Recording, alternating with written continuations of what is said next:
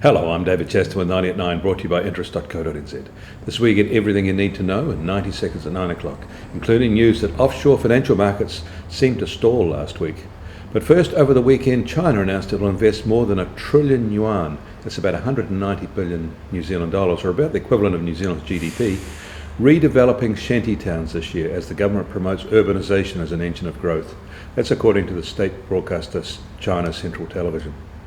China also took a major step over the weekend towards making the yuan a freer currency by loosening its daily trading limits. The 1% either way daily limit has now been changed to 2% either way. The Russians are pulling back billions from their overseas bank accounts in the fear that looming sanctions could trap them in an asset freeze. The European banking system will notice. The Crimea standoff has also seen NATO websites disabled by a cyber attack. In Australia, weekend elections have almost swept the Labor Party from power in all state governments. It is close in South Australia, but the Liberal Party and its coalition partners have achieved a rare political feat in Australia. Recent polls show rising support for the federal Liberal Party too.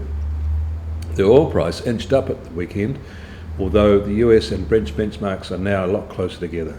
The gold price rose to above $1,380 an ounce in New York, and the US Treasury 10-year benchmark bond yield slipped lower to 2.66% on the Ukraine tension. New York equity markets lost more than 2% last week. It's also worth noting that aluminium and copper prices took serious tumbles last week, accentuating their long-term downtrends. In New Zealand dollars, these falls are pretty spectacular. Expect Rio Tinto to come knocking again soon. Our currency starts this week significantly higher than it was at the same time last week. The New Zealand dollar opens at 85.3 US cents, 94.7 Aussie cents, and the TWI is at 79.7.